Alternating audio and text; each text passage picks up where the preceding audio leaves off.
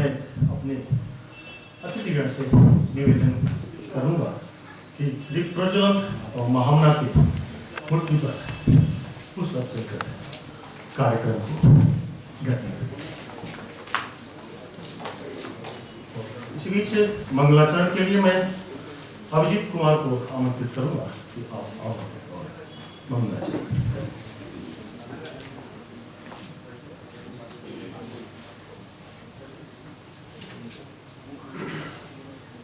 हरि ओम भद्रं कर्णेभिः शृणुयाम देवा भद्रं पश्येमाक्षभिर्जत्राः स्थिरैरङ्गैस्तुष्टुवागुंसस्तनुभिर्व्यशे महि देवायितं जदायुः शतमिन्नु शरदो अन्तिदे वाचतरा नश्चकरा जरसन्तानो नाम पुतरासो जतरा पितरो भवन्ति मानो मध्यारीरिकतायुर्गन्तोः आदितिर्द्यौरदितिरन्तरिक्षमादिति माता स पिता स पुत्रः विश्वे देवा अदितिः पञ्चजना अदितिर्जातमदितिर्जातमम्मा द्यौः शान्तिरन्तरिक्षगो शान्तिः पृथिवी शान्तिरापः शान्तिरोकरयः शान्तिः वनस्पतयः शान्तिर्विश्वे देवाः शान्तिर्ब्रह्म शान्तिः सर्वज्ञो शान्तिः शान्तिरेव शान्तिः सामा शान्तिरेधि हरिः ओम। धन्यवाद। आज के कार्यक्रम के मुख्य अतिथि हैं हमारे आचार्य राजाराम शुक्ल जी। आप आसन ग्रहण करें। अध्यक्षता कर रहे हैं आचार्य विजय शंकर जी।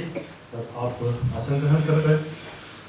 और आज के वर्कशॉप की नोट आर्टिस्ट के लिए हमारे आप उपस्थित हैं आचार्य प्रोफेसर सीताराम दुबे जी। आप आसन ग्रहण करें। इस कार्यशाला के निर्देशक जिन्होंने इस कार्यशाला की आधार भूमि तैयार की हमारे आचार्य प्रोफेसर सुमन जैन जी, साथ में हमारे समन्वयक आचार्य प्रोफेसर सदाशिव कुमार द्विवेदी जी। अब मैं बहुत ज्यादा विलंब न करते हुए अपने संस्था के कुलगीत के लिए आमंत्रित करूंगा कुमारी रोशनी शैलजा मिश्र। आप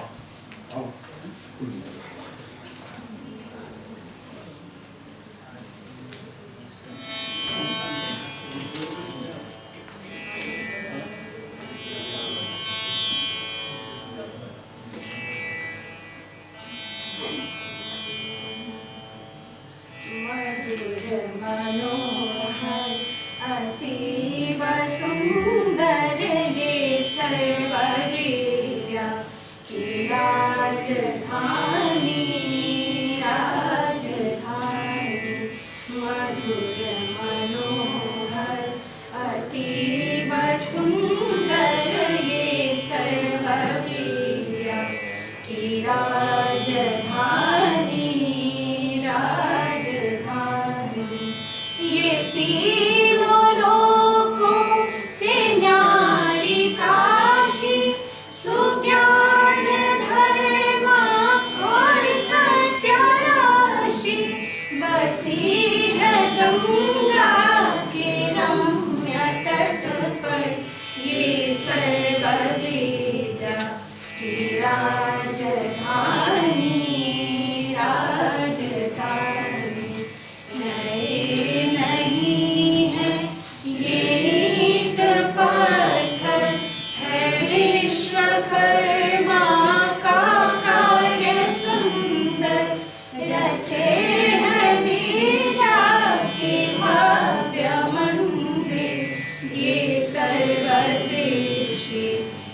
राजधानी राजधानी यहाँ की है ये पवित्र शिक्षा कि सत्य पहले फिर आत्मरक्षा बिके हरिश्चंद्र के यहीं पर ये सत्य शिक्षा की राजधानी राजधानी वह वेद ईश्वर की सत्यवाणी बने जिन्हें पढ़ के ब्रह्म ज्ञानी थे व्यास जी ने रचे यहीं पर यह ब्रह्म विद्या की राजधानी राजधानी वह मुक्ति पद को दिलाने वाले सुधर्म पथ पर चलाने वाले यहीं फले फूले बुद्ध शंकर ये राज ऋषियों की राजधानी राजधानी सुरम्य धाराएं वरुणासी नहाए जिनमें कबीर तुलसी भला हो कविता का क्यों ना कर ये राग विद्या की राजधानी राजधानी विविध कला अर्थ शास्त्र गायन गणित खनिज औषधि रसायन प्रतीचि प्राची का मेल सुंदर ये विश्वविद्या की राजधानी राजधानी ये मानवीय जी की देशभक्ति ये उनका साहस ये उनकी शक्ति प्रकट हुई है नवीन होकर ये कर्मवीरों की राजधानी राजधानी मधुर मनोहर अतीव सुंदर ये सर्वविद्या की राजधानी राजधानी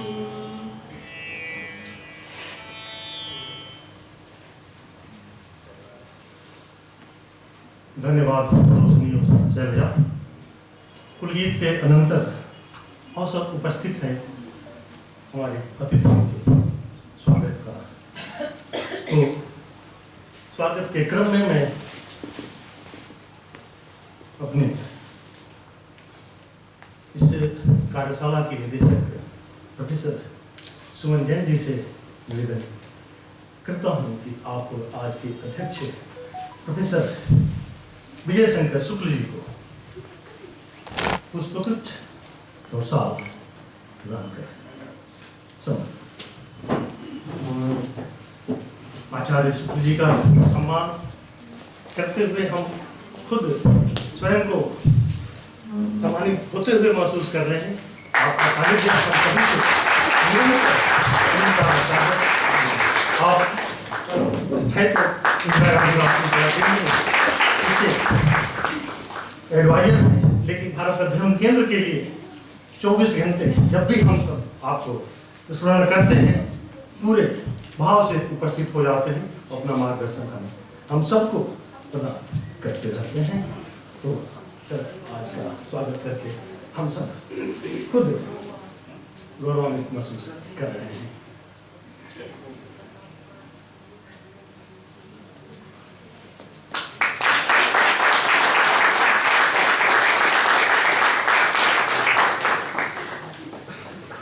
तो आज की मुख्य अतिथि राजा राम शुक्ल जी जो न्याय के विद्वान हैं, माननीय विद्वान हैं, आप मालवीय भवन के माननीय निदेशक भी हैं, तो आपके सम्मान के लिए मैं अपने केंद्र के समन्वयक आदरणीय रेड्डी जी से निवेदन करूंगा, इधर आप आओ और सर का पुष्प अंगवस्त्र प्रदान कर सम्मान करें।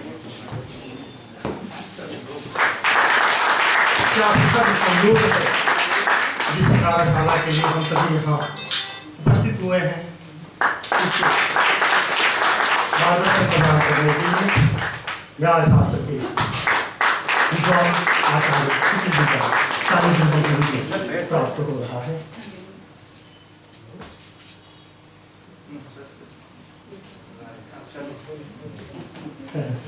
अब अवसर उपस्थित है ऐसे आचार्य का जिनका सानिध्य हम सभी को प्राप्त हो रहा है। ऐसे हमारे आदरणीय प्रोफेसर सीताराम दुबे जी, जिन्होंने हम सबको अपना मार्गदर्शन प्रदान कर इस कार्यशाला को गौरव प्रदान किया है। मैं कार्यशाला की कन्वीनर डॉक्टर प्रियंका सिंह जी से निवेदन करूंगा कि आप आए और सर को पुष्प अंगवस्त्र प्रदान कर आशीष प्राप्त करें।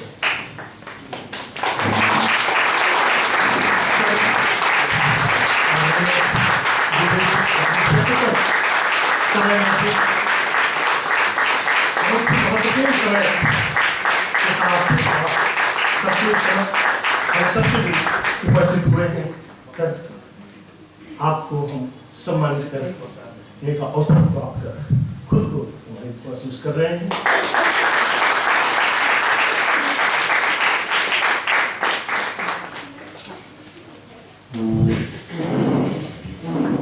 अब अवसर है हमारी जो इस कार्यशाला की आधार भूमि तैयार करने वाली आचार्य प्रोफेसर सुमन जैन जी का एक संदर्भ में यहाँ उल्लेख करना चाहूँगा कि जब इस कार्यशाला की चर्चा आचार्य प्रोफेसर कमलेश्वर त्रिपाठी जी ने मुझे बताया कि राय साहब, जब हम भारत अध्ययन करने चलते हैं तो बिना लिपि और बिना पांडुलिपि को समझे, बिना इसको अध्ययन किए हम भारत को नहीं समझ सकते। इसके बाद में एक ऐसे विद्वान की खोज में था जो इस कार्यशाला को एक रूप प्रदान करे। मेरी बात हुई आदरणीय सुमन जैन जी से, उन्होंने सहर्ष स्वीकृति प्रदान की और पूरी की पूरी जो पृष्ठभूमि है इस कार्यशाला की, उन्होंने हमें बड़े ही कम समय में सौंपा। कुछ ऐसा समय का चक्र रहा कि हम सब 2 साल जो है कोरोना के विभीषिका में फंसे रहे। इसके अनंतर हम सब ने एक ऐसे कोर्स को डिजाइन किया, उसको संचालित किया जिसको आप हिंदू अध्ययन पाठ्यक्रम के नाम से जानते हैं। तो उसमें व्यस्तता के कारण यह कार्यशाला विलंबित रही, लेकिन महामना की कृपा हुई और कार्यशाला आज पूर्ण रूप ले रही है।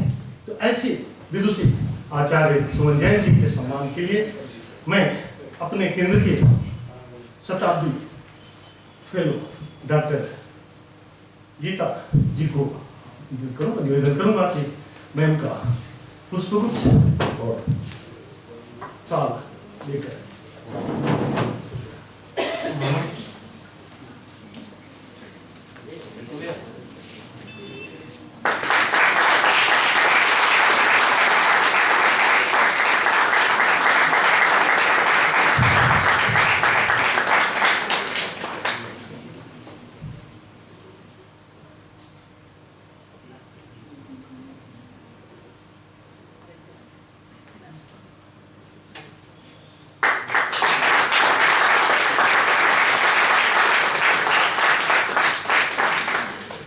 इसके अनंतर इस कार्यशाला को गति प्रदान करने के लिए, एक स्वरूप प्रदान करने के लिए और हम सबों को हमेशा प्रेरित करने वाले हमारे केंद्र के भारत अध्ययन केंद्र के यशस्वी समन्वयक आचार्य प्रोफेसर सदाशिव कुमार द्विवेदी जी के सम्मान के लिए मैं, जिनके अथक परिश्रम से आप और हम सब एक साथ बैठ सकते हैं, ऐसे उत्साही युवा विद्वान डॉक्टर उत्तम कुमार द्विवेदी जी से मैं करूंगा कि आप सरकार कुछ न कुछ और अनुमति प्रदान करें, आशीष प्राप्त करें।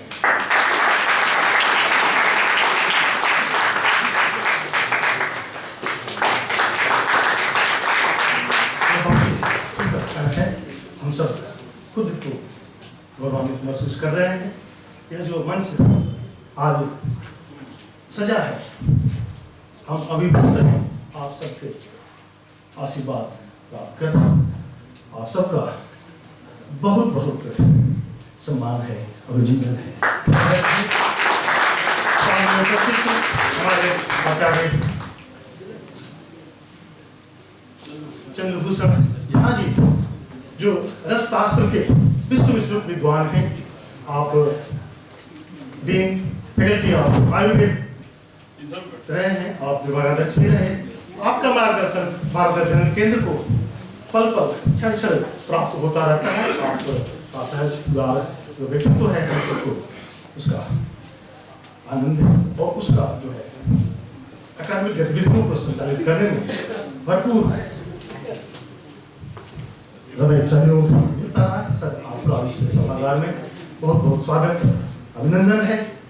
सम्मुख हमारे प्रतिभागी जो संकल्प की समिधा ले इस ज्ञान यज्ञ में कुछ आहुति डालने उपस्थित हुए हैं, आप सभी का मैं तहे दिल से बहुत बहुत स्वागत और अभिनंदन करता हूँ।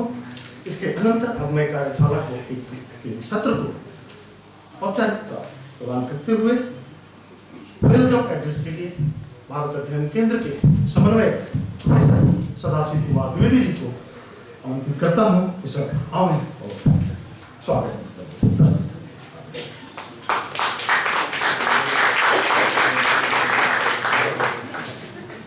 या दुग्धापिंद दुग्धेव कविदोग्ध्रिविरण्वहं मानसे सन्निधत्तान्न सूक्तिधेनुः सरस्वती वागर्थायो संपृक्तौ वागर्थप्रतिपत्तये जगतपितरौ वन्दे पार्वती परमेश्वरौ गंगातरङ्गरमणीय जटाकलापं गौरी निरन्तरविभूषितवामभागं नारायणप्रियमनङ्गमदापहारं वाराणसी पुरपतिं भज विश्वनाथम्। Advance training course of calligraphy and manuscriptology, इस विषय पर आश्रित 15 दिवसीय इस कार्यशाला में उपस्थित समस्त विद्वज्जनों तथा समस्त प्रतिभागी प्राध्यापकों विद्यार्थियों का मैं हार्दिक अभिनंदन एवं स्वागत करता हूं। Indian council of social science research के आर्थिक अनुदान से आज हम इस कार्यशाला को आयोजित करने में सक्षम हो सके हैं।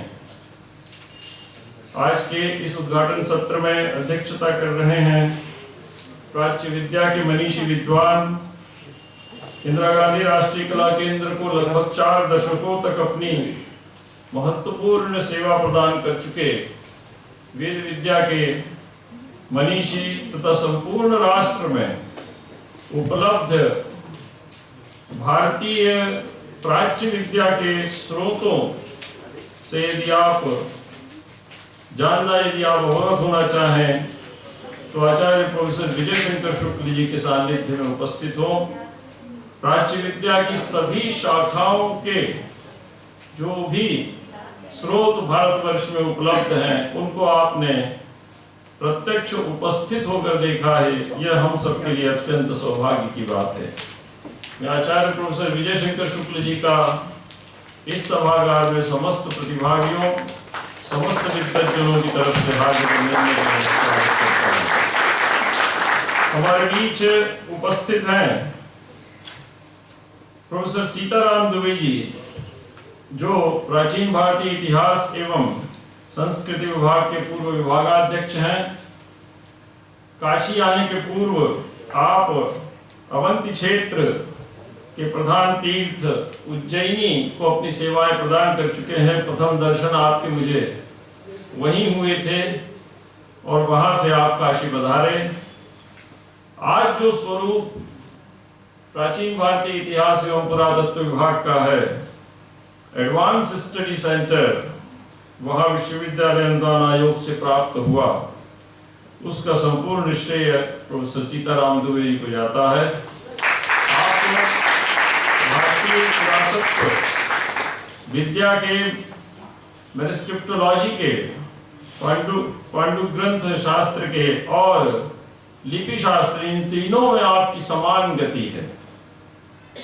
मैं ऐसे विद्वान आचार्य प्रोफेसर सीताराम दुबे जी का इस सभागार में हार्दिक अभिनंदन एवं स्वागत करता हूँ।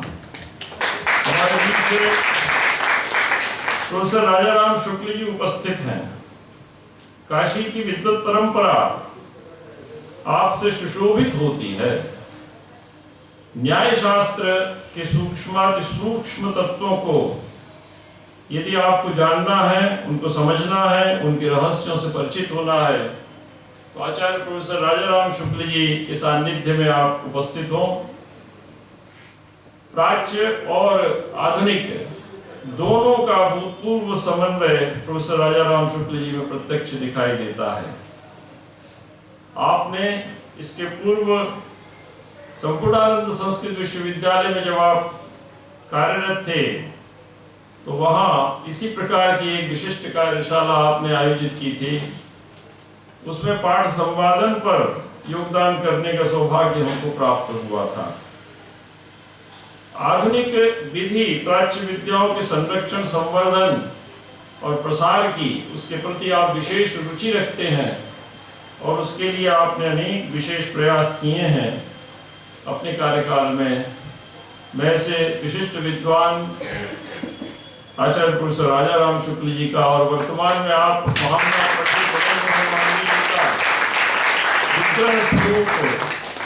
जो मालवीय भवन है, उस मालवीय भवन के महाराज निदेशक हैं। आपका मैं हार्दिक अभिनंदन एवं स्वागत करता हूँ। प्रोफेसर सुमन जैन जी, प्राचीन भारतीय इतिहास एवं पुरातत्व विभाग, जिसकी एक बड़ी महती परंपरा रही है, जिन आचार्यों के नाम हम सुनते चले आए हैं, आचार्य वासुदेव शरण अग्रवाल जी जैसे मनीषी आचार्य जिससे जुड़े रहे, उस विभाग की वर्तमान में अध्यक्षा हैं। और जिस विद्या पर आश्रित यह कार्यशाला आयोजित हो रही है, उस विद्या की प्रत्यक्ष ज्ञाता है। विद्यार्थियों को लिपि विज्ञान से परिचित कराती हैं, लिपियों से परिचित कराती हैं, उसका अभ्यास कराती हैं। और भारतवर्ष का जो सारस्वत पाथेय है, जो पांडु ग्रंथों के रूप में देश के अनेक महत्वपूर्ण केंद्रों में सुरक्षित है, उसके प्रति उनको उन्मुख करती हैं, उसके प्रति रुचि पैदा करती हैं, जिससे कि वो उद्घाटित हो सके और हमारे सामने नए नए वाङ्मय प्रकाशित हों।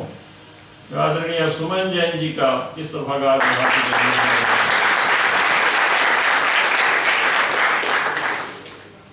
लक्ष्म्या को बंधुर उत्साह, हमारे यहाँ कहा गया है लक्ष्मी किसका साथ देती है? उत्साह का। और बिना लक्ष्मी के कोई कार्य नहीं होता। तो वो उत्साह हमको दिखाई दिया प्रियंका जी में।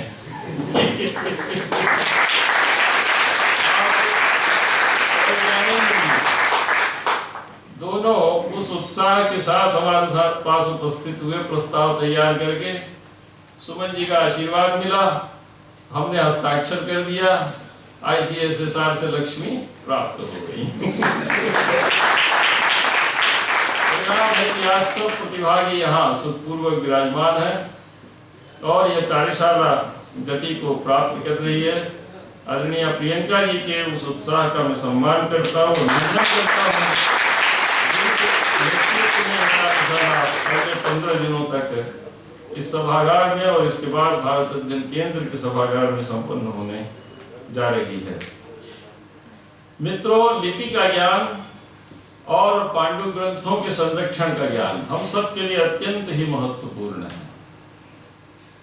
हमारे यहाँ प्राचीन काल से ही अनेक लिपियां प्रचलित रही और उन लिपियों में वाङ्मय लिखे गए।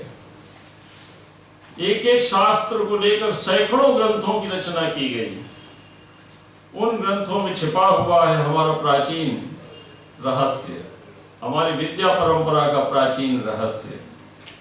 उन ग्रंथों का उद्घाटन करना, उनका संरक्षण करना, यदि हम मैनुस्क्रिप्टोलॉजी से समझते हैं तो पेलिग्राफी के माध्यम से उनमें छिपे हुए वाङ्मय के सूत्रों को हम पकड़ सकते हैं। काशी हिंदू विश्वविद्यालय में एक महाकवि कालिदास के काव्य ग्रंथ के 26 मैन्युस्क्रिप्ट रखे हुए थे।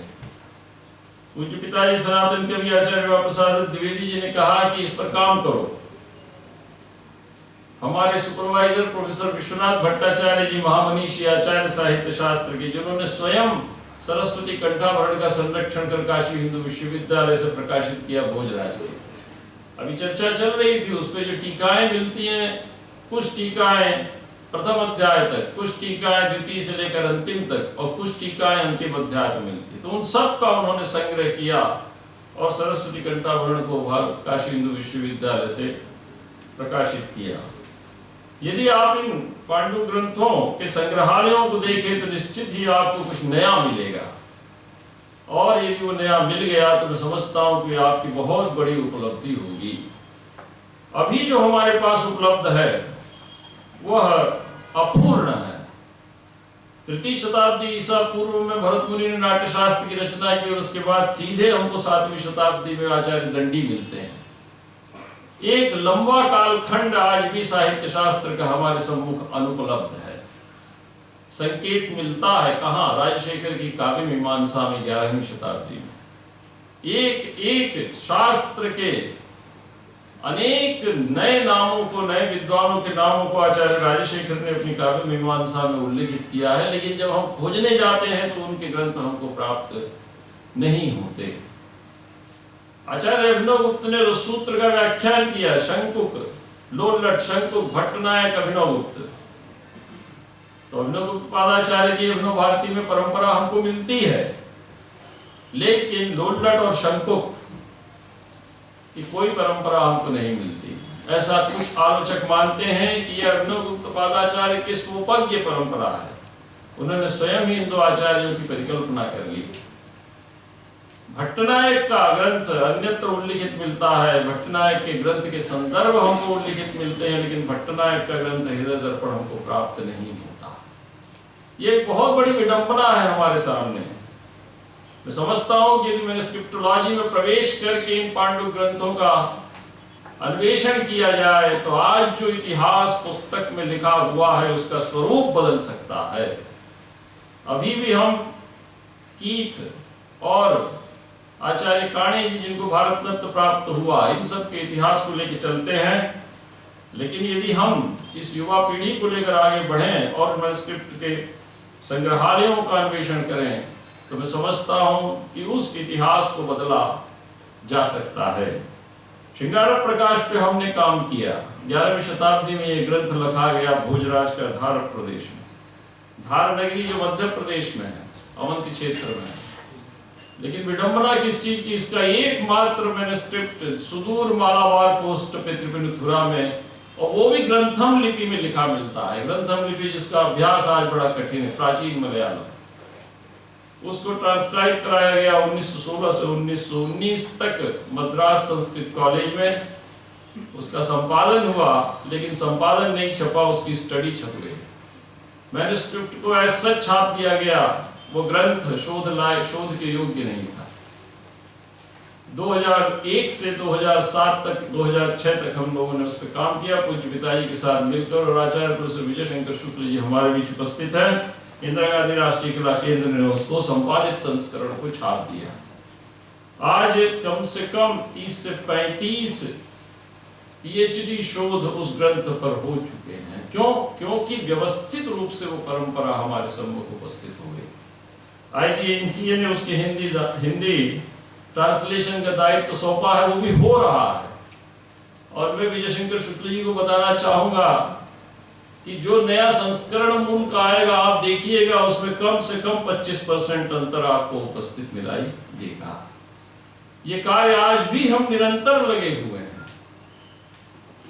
आवश्यकता है कि इसके जो ग्रंथ पूरे दक्षिण भारत में विकीर्ण है, इस ग्रंथ की जो पांडु ग्रंथ जो पूरे दक्षिण भारत में विकीर्ण है, उनका संग्रह किया जाए और संग्रह करके पुनः एक नवीन संस्करण तैयार किया जाए। ये कष्टसाध्य कार्य है, लेकिन यदि हम इस विधा के विद्यार्थी हैं तो हमारा यह नैतिक दायित्व बनता है, मौलिक दायित्व बनता है कि हम इसको पूर्ण करें।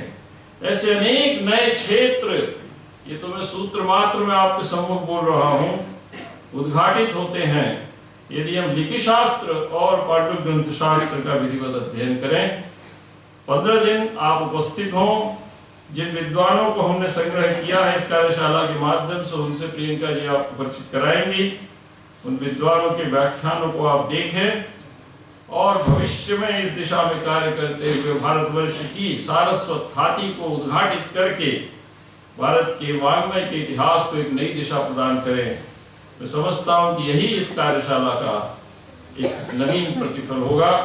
इसी के साथ मैं आप सभी का अभिनंदन एवं स्वागत करता हूं कि आपने इस कार्यशाला में सम्मिलित हो इस विधा के प्रति अपनी अभिरुचि दिखाई। समस्त विद्वानों को प्रणाम करते हुए मैं अपनी वाणी को विराम देता हूं।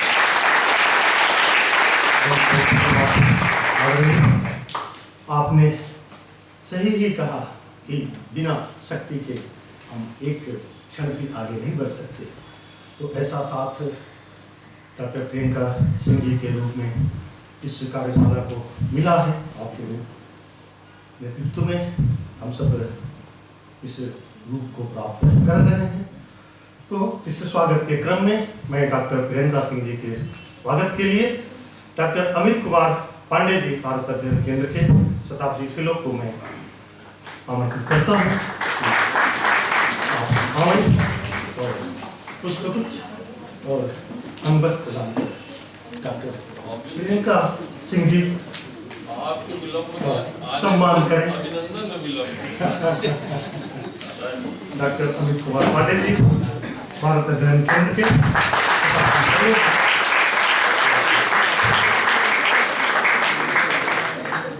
निश्चित रूप से जिस उत्साह के साथ डॉक्टर राष्ट्रीय कार्यशाला को स्वरूप प्रदान किया और मेरे लिए प्रेरणा बहुत बहुत धन्यवाद।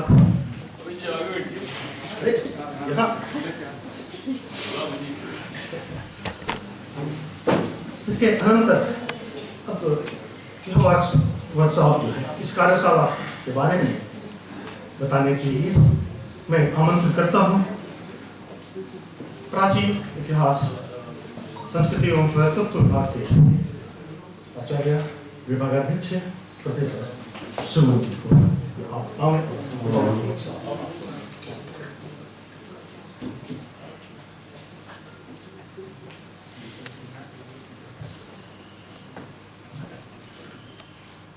पंडित महामना मदन मोहन मालवीय जी के सादर चरणों में श्रद्धा सुमन अर्पित करते हुए मंच पर विराजमान इस कार्यक्रम की अध्यक्षता कर रहे प्रोफेसर बी.एस. शुक्ला जी, मुख्य अतिथि professor Rajaram Shukla ji, keynote speaker professor Sitaram Dubey ji, इस कार्यक्रम के संयोजक भारत अध्ययन केंद्र के निदेशक सदाशिव जी, कार्यक्रम के समन्वयक प्रियंका जी एवं संचालन कर रहे ज्ञानेंद्र राय जी के प्रति मैं आभार व्यक्त करती हूँ, जिन्होंने इतने अच्छे कार्यशाला का आयोजन किया और यह जो डूबती हुई परंपरा एपिग्राफी, पैलोग्राफी और सिंपोलॉजी की रही है उसको दोबारा शुरू करने का प्रयास किया है। ये कार्यशाला आप सभी लोगों के लिए बहुत उपयोगी सिद्ध हो ऐसी मेरी कामना है। सभागार उपस्थित सभी प्रतिभागियों गण का और विभिन्न क्षेत्रों से आए हुए जो प्रतिभागी हैं उनको मैं धन्यवाद देती हूँ और यह आशा करती हूँ कि आप सब इसमें दक्षता हासिल करेंगे और ये आप लोगों के लिए लाभकारी सिद्ध होगा। ये कार्यशाला पुरालेख और पांडुलिपि यह एक ऐसा अनुशासन है जो अतीत के रहस्यों को उजागर करने, विरासत को संरक्षित करने और हमारे इतिहास की समझ को आकार देने की कुंजी रखती है। ये पांडुलिपि भारत की अमूल्य विरासत है, इसमें ज्ञान का अमूल्य भंडार है। पांडुलिपि के रूप में संरक्षित मूर्ति विरासत न केवल हमारे जीवन शैली, परंपराओं, धर्म और प्रौद्योगिकी और विज्ञान को उद्घाटित करते हैं, ऐतिहासिक घटनाओं को उद्घाटित करते हैं, बल्कि हमारे पूर्वजों द्वारा प्रदत्त हमारी नींव को और भी मजबूत बनाते हैं। एक शिल्प के रूप में लेखन और संचार कौशल के रूप में लेखन सामाजिक और सांस्कृतिक विकास की प्रक्रिया का एक अविभाज्य अंग है। पांडुलिपि की जो पांडुलिपि हमारे पास संरक्षित है, जिसको ज्ञान अध्ययन करने की आवश्यकता है, वो हमारे तत्कालीन सामाजिक विरासत बदलती हुई परिस्थितियों का प्रतिनिधित्व करती है। ये दोनों ही पहलू एक दूसरे से अविभाज्य हैं और बारीकी से जुड़े हुए हैं। एक ऐसे घटक हैं जो वर्तमान को भी प्रभावित करते हैं। पूरी दुनिया में लगभग 10 मिलियन पांडुलिपियां हैं, जिनमें वाराणसी भारत में एक सबसे बड़ा विशाल भंडार रखा है पांडुलिपियों का, जो इसका संरक्षण और संवर्धन यहाँ हो रहा है, किया जा रहा है, लेकिन अभी भी उसमें काम करने की आवश्यकता है। यहाँ विभिन्न संस्थानों, विश्वविद्यालयों और निजी संग्रहों में ये पांडुलिपियां संरक्षित हैं। इनके अध्ययन करने की आवश्यकता है, इनको संरक्षित करने की आवश्यकता है, इनके दस्तावेजीकरण की आवश्यकता है और पाठानुवाद की भी आवश्यकता है। अतः ये जो कार्यशाला है, इसमें छात्रों और विद्वानों जो हमारे यहाँ उपस्थित हैं यहाँ पर, उनके द्वारा विश्लेषित करके उसके जो वर्तमान और अतीत के बीच के अंतर को कम करने का एक मेरा छोटा प्रयास है। पांडुलिपियां और पुरालेख यह एक ऐसा विषय है जो हमारे मानव विकास के समग्र सांस्कृतिक विकास के द्वार को खोलता है। प्राचीन चरणपत्रों, पांडुलिपियों और जो शिलालेख है, उन पर बहुत सारे ऐतिहासिक घटनाएं उत्कीर्ण हैं। उस समय की तत्कालीन परिस्थितियों से संबंधित बहुत सारी जानकारियाँ उससे प्राप्त होती हैं, जिनको जानना, जिनके अध्ययन करना हमारे लिए, हम सभी के लिए अति आवश्यक है, जिससे हम सूक्ष्म जानकारी और अपने इतिहास, अपने विरासत के सूक्ष्म ज्ञान को प्राप्त कर सकें। ये सभी अमूल्य भंडार हैं जो सूक्ष्म ज्ञान को संजोए हुए हैं और जिनको हम कम समझ पाते हैं, शायद इसलिए क्योंकि ये डिजिटल का ज़माना है। आज का युग डिजिटलाइजेशन का ज़माना है और जो हमारे जीवन के हर पहलू पर हावी होता जा रहा है। ऐसे में जो हमारे मूर्ति विरासत है, उनको कुछ लोग कमतर आंकते हैं, जबकि सच्चाई इसके बिल्कुल विपरीत है।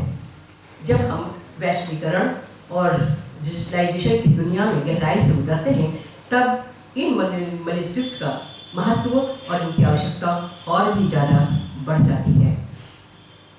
हमने इस कार्यशाला के लिए विभिन्न स्थानों से विद्वानों को आमंत्रित किया है, जो इस कार्यशाला में भाग लेंगे और अपने अनुभव और ज्ञान को आपसे साझा करेंगे। ये इसी कार्यक्रम में, इस कार्यशाला में पुरालेख की जो विभिन्न शैलियाँ हैं, जो लेखन शैलियाँ हैं, उनके विकासात्मक चरण और उनके घुमावदार जो अलंकारिक लेखन है, उसके साथ ही जो अरबी सुलेख, अरबी के सटीक जो स्ट्रोक है, जटिल जो स्ट्रोक है, उनको भी शामिल किया गया है। पांडुलिपियों में जो ज्ञान है, जो उनका सूक्ष्म ज्ञान है, उनका अध्ययन किया जाएगा। लेकिन अध्ययन कैसे करेंगे, उनके विश्लेषण कैसे करेंगे, उनमें विज्ञान और तकनीकी का प्रयोग कैसे करेंगे, साथ ही उनकी डेटा संबंधी समस्याएं आती हैं, उनको कैसे जानेंगे, इन सब का अध्ययन इस कार्यशाला में कराया जाएगा। साथ ही इसमें जो पांडुलिपियाँ और पुरालेख हैं, उनको कैसे संरक्षित करें, उनका संवर्धन कैसे करें, उनको कैसे, उनके बारे में हम जाने। विभिन्न असंख्य लिपियाँ हैं उसमें, भाषा विज्ञान है उसमें, और उनकी जटिलताएं हैं, उनको कैसे हम समझ पाएंगे, कैसे उनका अध्ययन हम करेंगे, इसके बारे में जानकारी इसलिए दी जाएगी क्योंकि जब हम इसको पढ़ने की शुरुआत करते हैं तो इन सारी चुनौतियों का सामना हमको करना पड़ता है। तो ये कार्यशाला आप लोगों के लिए बहुत उपयोगी सिद्ध होगा, ऐसी मेरी आशा है। साथ ही जो इस कार्यशाला का आयोजक है, उनका एक प्रस्ताव ये भी है कि जो शिलालेख पर अंकित लेख हैं और जो कॉपर प्लेट्स हैं, उनके ऑन साइट व्यवहारिक छाप का प्रशिक्षण भी दिया जाएगा। इसमें कुल 30 सत्र होंगे, जो 2-2 घंटे का होगा। प्रत्येक सत्र 2-2 घंटे का होगा, जिसमें आपको अभ्यास कराया जाएगा, व्यवहारिक अभ्यास कराया जाएगा, इंटरैक्टिव सेशंस होंगे और जो हमारे विद्वान हैं उनके साथ, उनके मार्गदर्शन में आप इन चीज़ों को सीखेंगे। इसी के साथ ही आप लोगों को बहुत बहुत धन्यवाद, शुभकामना के साथ।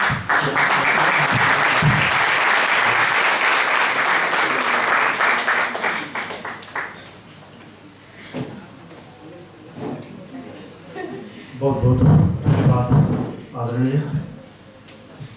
थोड़ा सा इस कार्यक्रम में अतिक्रम करते हुए, क्योंकि आचार्य शुक्ल जी को किसी अन्य कार्यक्रम में जाना है, तो मैं अगले क्रम में प्रोफेसर राजाराम शुक्ल जी को निवेदन करूँगा।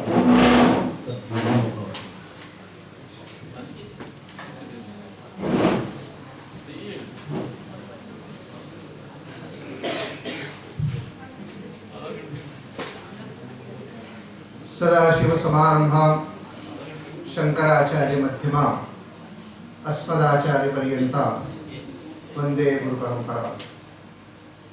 सर्वप्रथम सर्व विद्याधिष्ठात्री माँ सरस्वती के चरणों में प्रणति अर्पित करते हुए इस तपोभूमि के अधिष्ठात्र देवता महामना की स्मृति को प्रणाम करता हूँ। मंच पर उपस्थित सभी अतिश्रेष्ठ विद्वद्गण एवं इस सभागार में उपस्थित सभी महानुभावों को मैं यथा योग्य अपना अभिवादन अर्पित करता हूँ। मैं क्षमा चाहता हूँ, मैंने थोड़ा क्रमभंग किया। उसका कारण था कि की नोट एड्रेस के बाद ताला खुल जाएगा, फिर ताला खुल जाने के बाद हमारे लिए कोई अवसर नहीं रहेगा, इसलिए ताले को बंद रहने से पहले ही मैं कुछ अपना वक्तव्य यहाँ देना चाहूँगा। भारत अध्ययन केंद्र द्वारा यह अत्यंत महत्वपूर्ण प्रयास किया जा रहा है और विगत कई वर्षों से इस प्रकार के प्रयास देश के अनेक भागों में आयोजित हो रहे हैं। लिपि शास्त्र और पांडुलिपि शास्त्र के अध्ययन और उसको समझने के लिए, क्या पांडुलिपि शास्त्र है, क्या लिपि शास्त्र है। हम अपना कोई भी ज्ञान की यात्रा आरंभ करते हैं तो उसका आरंभ लिपि से होता है। कालिदास ने भी कहा है, लिपेर यथावत ग्रहणेन वाङ्मयं नदी मुखेनेव समुद्रमाविशत्। तो एक सामान्य रूप से उन्होंने यह अवश्य कहा कि आरंभ हमारा अक्षरारंभ से होता है विद्या का।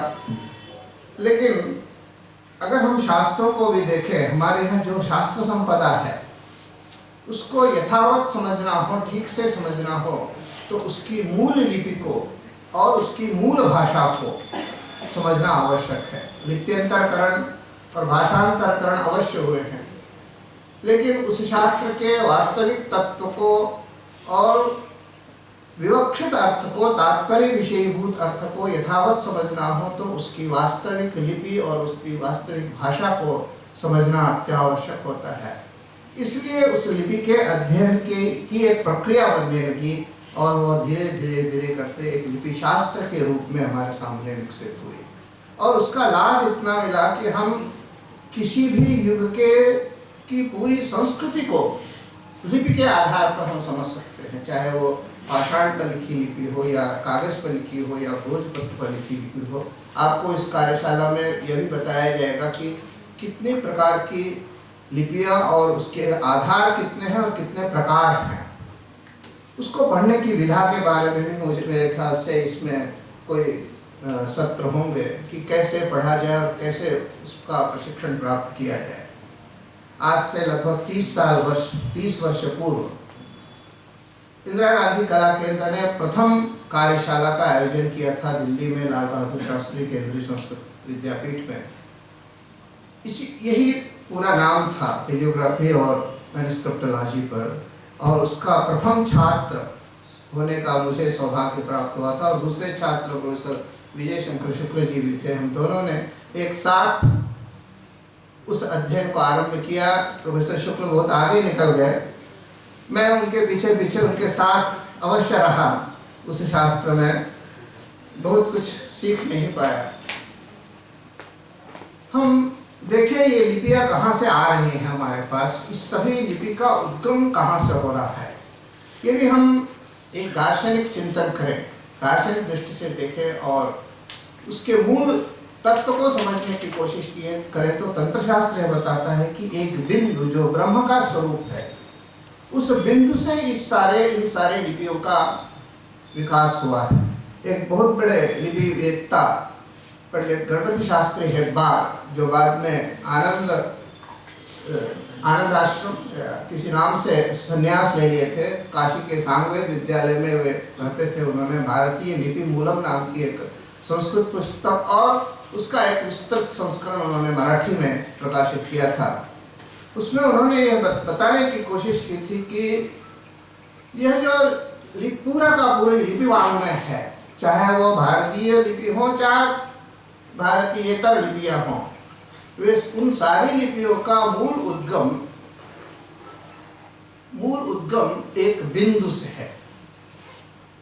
उस बिंदु का से कैसे बिंदु स्फोटन मात्रेण वर्णानां च समुद्भवः, यह शिव प्रोक्त वर्णोद्धार तंत्र की एक कारिका है कि एक बिंदु के स्फोटन से, बिंदु जब फटता है, इन सारे लिपियों का सभी वर्णों का उसमें विस्तार होता है, उसका समुद्भव होता है। उस तंत्र शास्त्र में, उस वर्णोद्धार तंत्र में बताया गया है कि बिंदु यह शिव शक्त्यात्मक रूप है। आप लोग देखे होंगे ना, अर्धनारी नटेश्वर चित्र में दिखाया गया होगा कि 50% शिव 50% माता जी, लेकिन वस्तुतः इस शास्त्र को देखें तो वो 50-50% नहीं है, 100% शिव और 100% माता जी है। एक मिश्रित रूप है और वह अहकारो शिव शक्ति शून्याकारो परस्पराश्लिष्टौ, लिपि शास्त्र कहता है। अ शिव है, ह माता जी है, शक्ति है। अहकारो शिव शक्ति और उनका सम्मिश्रित रूप है शून्याकारो। कब वो शून्याकार है तो परस्पराश्लिष्टौ, जब वे एक दूसरे में घुल मिल जाते हैं, एकाकार हो जाते हैं, तो वह शिव शक्ति स्वरूप होकर के शून्याकार अथवा बिंदुआकार में परिणत होते हैं।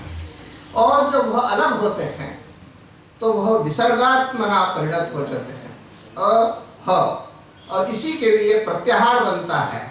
अ से लेकर ह तक इसके अंदर सारा वर्ण समाम्नाय आ जाता है। तो यह विसर्ग है।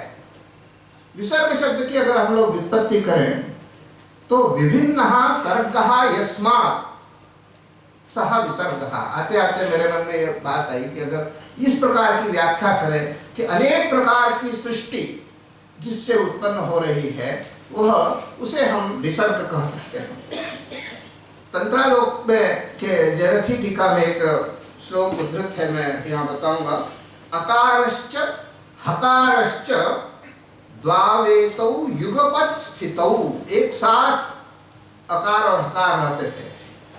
विभक्तिर नानयोर अस्ति, विभक्तिर माने उनका भेद नहीं है, अकार और हकार का, शिव शक्ति का परस्पर भेद नहीं है। मारुत और हवा और गगन की तरह, इनका कोई आप अलग अलग बता नहीं सकते हैं कि जैसे शिव और शक्ति एक साथ रूप को हम देखते हैं, उसे विसर्ग करते हैं, उसको एक अहकार, और उसी को अहकारो शिव शक्ति शून्याकारो परस्पराश्लिष्टौ, इस प्रकार का उसमें व्याख्यान किया है। अब जब यह विसर्ग के रूप में परिणत होता है तो दो बिंदु हमारे सामने दिखाई पड़ते हैं और उसका विसर्ग का किसी एक व्यवस्थित रूप बताया जाता है। एक बिंदु नीचे, एक बिंदु ऊपर, यानी एक बिंदु इधर, एक बिंदु, इसको समान रूप में रख दें तो उसको विसर्ग संज्ञा नहीं होती है। दो बिंदु अवश्य है, लेकिन बिंदु का आकार होना चाहिए नीचे ऊपर। इस क्रम में स्थापित दो बिंदुओं को ही विसर्ग संज्ञा दी गई है। अब ये विसर्ग जब उच्छून होते हैं, फूलते हैं, उच्छून काले बिंदुआत्मा, ये जब फूलते हैं, आप देखिए गुब्बारे बैलून को आप अगर फुलाएंगे तो जब ज्यादा फूलता है तो क्या होता है, बिंदु स्फोटन होता है। बिंदु स्फोटन मात्रेण इन दो बिंदुओं का विस्फोट हुआ। गुब्बारा फूटता है तो किस आकार में फूटता है? एक अव्यवस्थित आकार में फूटता है। ऐसे भी फूट सकता है, ऐसे भी फूट सकता है, ऐसे भी फूट सकता है। लेकिन यह शास्त्रीय विस्फोटन है, तात्विक विस्फोटन है, इसलिए यह एक सीधी रेखा के रूप में विस्फोटन हुआ और हम लोग को 4 खंड प्राप्त हो गए, जिसको हम लोग कोष्ठक का आकार जानते हैं ना। 4 कोष्ठक के रूप में आप 2 बिंदुओं को बुलाइए, शून्य बनेगा, उनको फोड़िए तो 4 कोष्ठक आप मिलेगा। इन्हीं 4 कोष्ठों के सत्क्रम व्युत्क्रम योग से सभी भारतीयेतर लिपियों का आप निर्माण कर सकते हैं। देवनागरी लिपि के लिए निर्माण की उसमें प्रक्रिया बताई गई है, कैसे आकार का निर्माण होगा। 2 बिंदुओं को यहाँ रखे, वक्रक्रोडायता तथा ऐसा करके के अकार रूप आसाद्य वक्रक्रोडायता तथा ऐसा करके अकार इकार उकार सबका विश्लेषण है। कभी पुनः जब अवसर मिलेगा तो हम लोग चर्चा करेंगे कैसे लिपि का उद्भव होना है।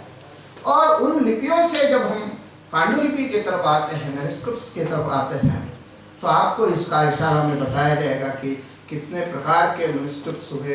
एक ही ग्रंथ के अनेक मैन्युस्क्रिप्ट्स अनेक रूपों में कैसे आपके सामने आ रहे हैं, कैसे अनेक पाठभेद आ रहे हैं।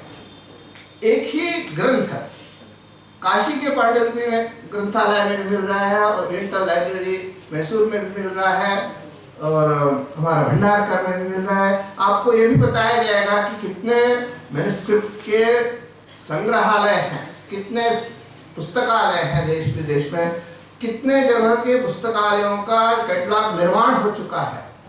बहुत से ऐसे अज्ञात संग्रह हैं, बुल्ढाना आदि में अभी भी अज्ञात संग्रह ऐसे हैं जो आचार्यों के घर में रखे हैं, मठों आश्रमों में रखे हैं। उनका अभी कैटलॉगीकरण पूरी तरह से नहीं हो पा रहा है, लेकिन मैन्युस्क्रिप्ट मिशन कुछ काम इस ओर कर रहा है, अभी भी बहुत काम बाकी है।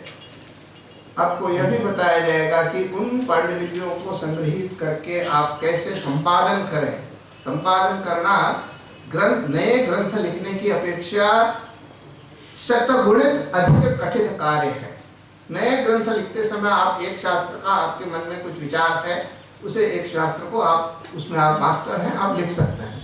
लेकिन जब पांडुलिपि आप लिखना संपादन करना शुरू करते हैं तो एक ही शास्त्र में अनेक शाखाएं आती हैं, शास्त्रांतर का प्रवेश होता है, उसे समझने की आवश्यकता है। कभी कभी कुछ वर्ण अथवा कुछ रेखाएं ऐसी लिख दी जाती हैं जिनका कुछ अर्थ विपरीत अर्थ हो जाता है। उसे आपको कई टेक्नोलॉजी का उपयोग करके, जो हमारे शास्त्रों में मीमांसा शास्त्र ने, व्याकरण शास्त्र ने, न्याय शास्त्र ने टेक्नोलॉजी दी है to understand in others intention, किस तात्पर्य से उसने लिखा है उसको समझने के लिए हमारे पास जो टेक्नोलॉजी दी है उसका विस्तार से प्रयोग करके हमें उस लेख रचनाकार के अर्थ तात्पर्य विषयीभूत अर्थ को, उसके मन में क्या है, किस अभिप्राय से इसने लिखा है, उसको समझना और उस पर पाद टिप्पणी देना कि यह मेरी दृष्टि से यह ऐसा हो सकता है because of such and such reasons. आप नीचे उनके कुछ कारण बताते हुए कि क्योंकि आपको हमेशा कारण बताना है, अपने आप उसका निराकरण नहीं करना है या बदल नहीं देना है, क्योंकि हो सकता है कि हमारी समझ से यह हो और दूसरा कोई संपादन करता है यहाँ बाद में आएगा, उसकी समझ से कुछ और अर्थ बाहर आ सकता है।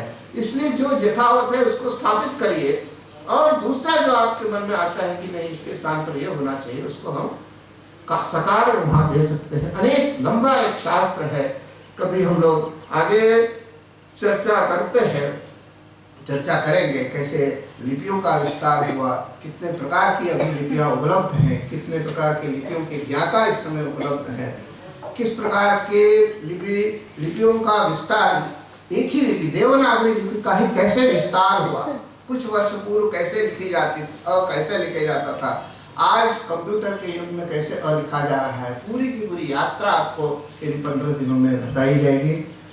मैं पुनः क्षमा चाहूँगा, पूर्व निर्धारित कुछ कार्य से मुझे अन्यत्र उपस्थित होना है। आप सभी लोग विभिन्न स्थानों से यहाँ आए हुए हैं और काशी जैसे पुण्य क्षेत्र में, वहाँ भी महामना की बगिया में, जहाँ हर शास्त्र का समन्वय है, हर विद्याओं का समन्वय है, प्रतीचि प्राची का मेल उत्तम है।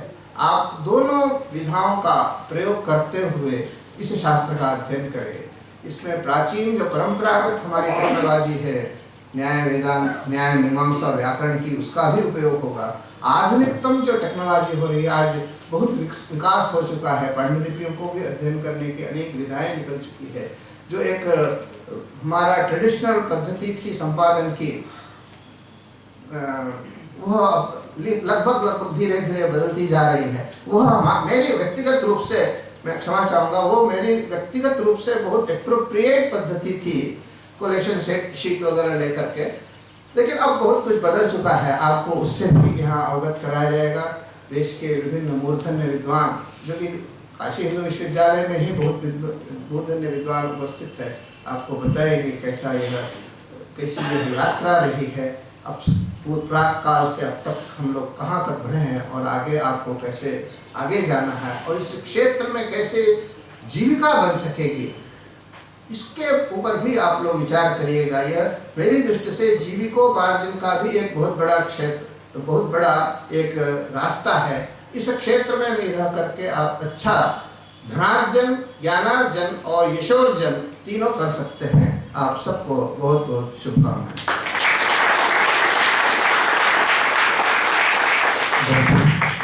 धन्यवाद आदरणीय। किसी भी संस्कृति को समझने का एक आधार होती है निश्चित रूप से। आपका यह वक्तव्य हम सभी के लिए प्रेरणा का स्रोत बनेगा, और ये जो दिशा निर्देश हमें ये निश्चित रूप से हमारा जो वाङ्मय है, हमारा जो शास्त्र है, वो न्याय से शासित होकर जब आगे बढ़ता है तो उसका फल अच्छा होता है। तो आपका व्यतिक्रम नहीं था, वह कर्म ही था जिसको आपने प्रस्तुत किया है। तो हेतु आपने अपने व्यस्ततम समय में से कुछ निकाल करके हम सभी को आपने अपना आशीर्वाद प्रदान किया। हेतु आपका बहुत बहुत आभार आदरणीय समिति की तरफ से और समस्त प्रतिभागियों की तरफ से आपका बहुत बहुत आभार।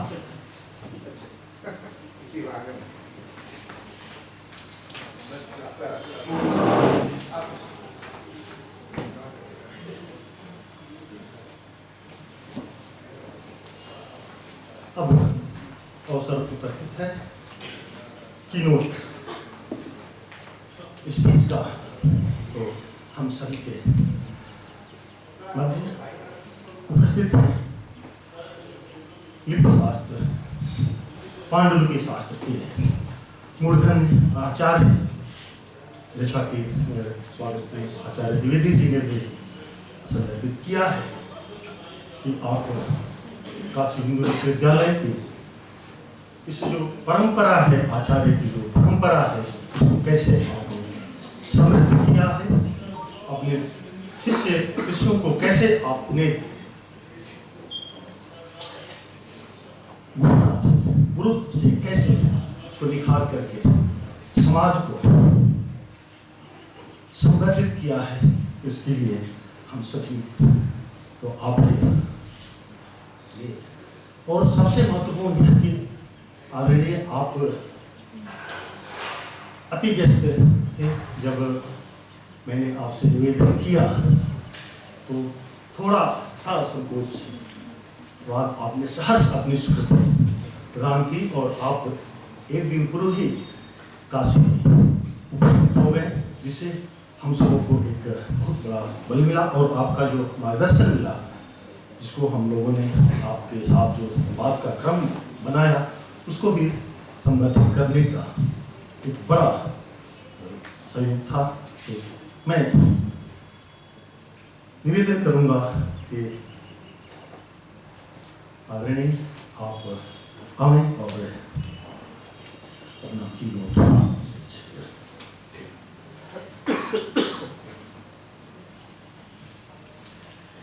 या सृष्टि सृष्टिः सृष्टुराद्या वहति द्यूतं या हृदयात् होति ये द्वे कालं विधत्तः श्रुतिविषयगुणाया स्थिता व्याप्य विश्वं या माहुः सर्वबीजप्रकृतिया प्राणिनः प्राणवन्तः प्रत्यक्षाभिः प्रपन्नस्तन्भिरवस्ताभिरष्टाभिरीशः। आज के इस उद्घाटन समारोह के अध्यक्ष वेदमूर्ति शुक्ल जी, न्यायज्ञ प्रोफेसर राजाराम शुक्ल जी और वैद्युश्री एवं वाग्मिता के साक्षात विग्रह प्रोफेसर सुधासिंह द्विवेदी जी तथा डॉक्टर प्रियंका सिंह जी और डॉक्टर ज्ञानेंद्र सिंह जी, ज्ञानेंद्र राय साहब और सम्मुख विराजमान रसशास्त्र विशेषज्ञ professor Jha, doctor Amit Upadhyay ji, doctor Dwivedi, doctor Pandey एवं आभारानी पाठक जी तथा देश के भिन्न भिन्न भागों से इस लिपि एवं पांडुलिपि विज्ञान की उच्च प्रशिक्षण कार्यशाला में सहभागिता के लिए आए प्रतिभागीगण। यह आज का जो युग है वह उत्तर आधुनिक युग है, जिसे रुडॉल्फ पनविट ने सांस्कृतिक मूल्यों के पतन और नैतिक विशृंखलन के काल के रूप में स्वीकार किया है। वस्तुतः हम यंत्र सम्मिलित सुविधा भोगी हो गए हैं और ऐसी स्थिति में ज्ञान की वे अनेक प्राचीन परंपराएं जो हमारी पहचान के महत्वपूर्ण स्रोत हो सकते हैं, उत्स हो सकते हैं, उनके प्रति हमारी दृष्टि उद्धव हो रही है। और उसी में लिपि शास्त्र एक है। लिपि में वस्तुतः दो तत्व अनुस्यूत हैं, एक तो उसका बाह्य आकार, बाह्य स्वरूप जिसे हम आकार कह सकते हैं, और आंतरिक स्वरूप जिसे हम ध्वनि या आत्मा कह सकते हैं। शरीर और आत्मा रूपी आकार और ध्वनि दोनों का सम्यक समायोजन लिपि में मिलता है। और ऐसी स्थिति में इसमें भाषा और उस भाषा या ध्वनि के लिए दिए गए आकार दोनों को जब तक हम नहीं जानेंगे तब तक लिपि का हमारे लिए न तो कोई महत्व रहेगा और न तो कोई उसका हम औचित्य सिद्ध कर पाएंगे। और यही कारण है कि आज धीरे धीरे भाषा का स्खलन हो रहा है और उस स्खलन के कारण हम लिपि को पहचान नहीं पा रहे हैं। और लिपि जिसमें लिखी हुई है उसके दो रूप हैं हमारे सामने। एक तो इसमें यहाँ पांडुलिपि विज्ञान दिया हुआ है और दूसरा है अभिलेख। लिपि को जानने, पहचानने और देखने के दो आधार उपादान हमारे लिए सामग्री उपलब्ध कराते हैं। एक तो पेन जो कि पांडुलिपि विज्ञान इस कार्यशाला का महत्वपूर्ण विषय है, और दूसरा है अभिलेख। अंतर मात्र झीना सा है, जो कठोर उपादान पर छीनी हथौड़ी या सूचिका से लिखे हुए हैं उन्हें हम अभिलेख कहते हैं, और जो कोमल उपादान पर तूलिका, कलम, स्याही, खड़िया इत्यादि से लिखे हुए हैं वो लिपि, पांडुलिपि। लेकिन पांडुलिपि में भी एक ऐसा उपादान है जो कोमल तो है, ताड़पत्र, उसमें हम जो है उसको खोद के भी लिखते हैं और उस पर जो है कलम और स्याही से भी लिखते हैं। कारण ये कि अगर उस पर केवल स्याही का प्रयोग करेंगे तो स्याही धुल सकती है, इसलिए उसको जो है नुकीली सुई से उसमें जो है अक्षर का आकार छेद करके लगाते हैं और फिर उसमें स्याही भर देते हैं। तो ऐसी स्थिति में पांडुलिपि में केवल एक आधार है जिसे हम ताड़पत्र कह सकते हैं, जिसको पहले उसमें आकार, अक्षर का आकार सुई से छेद करके बनाते हैं और उसमें स्याही भर देते हैं और उसमें ऐसा पालिश कर देते हैं कि वो जो है उस पर लिखा हुआ दीर्घजीवी होता है। तो ऐसी स्थिति में हमारे सामने तीन महत्वपूर्ण मुद्दे उभर के आते हैं। विषय आधार विषय उभर के आता है, एक तो लिपि और दूसरा जो दो आधार उपादानों पर लिखा गया और उसके कारण पांडुलिपि और अभिलेख जैसा हम दो भेद करते हैं। अंतर मात्र अभिलेख और पांडुलिपि में यह है कि अभिलेख कठोर पदार्थ पर लिखे गए होते हैं, जिसमें प्रस्तर, फलक, शंख, हाथी दांत, ताम्रपत्र, विभिन्न प्रकार के धातु पत्र इत्यादि इत्यादि, और इसे जो है हम अभिलेखों की श्रेणी में लाते हैं। चर्म पत्र, भुर्ज पत्र, और इसमें भी जो है भुर्ज पत्र के साथ ही साथ जो है अगरू, तुला पत्र, सांची पत्र, जो कि असम और इन क्षेत्रों में जो है लेखन के लिए प्रयोग में आता है, इस पर जो लिखा हुआ होता है उसे हम पढ़ना है। अब प्रश्न उठता है कि इसके जो है उच्च प्रशिक्षण की आवश्यकता क्यों पड़ गई है। आवश्यकता इसलिए पड़ी कि समय के साथ ये दोनों विद्याएं लिपि के ज्ञान के अभाव के कारण लगभग बनने लगी और कई बार इनके जो है पुनरुन्नयन और पुनर्अध्ययन की आवश्यकता पड़ी। तो मैं अपने इस बीज वक्तव्य में तीन बिंदुओं पर आपसे चर्चा करूंगा। एक तो ये कि अध्ययन का कैसे प्रारंभ हुआ और जहां आज हम हैं वहां कैसे पहुंच पाए। दूसरा ये है कि लिपि का कैसे उद्भव हुआ, कैसे क्रमिक विकास हुआ।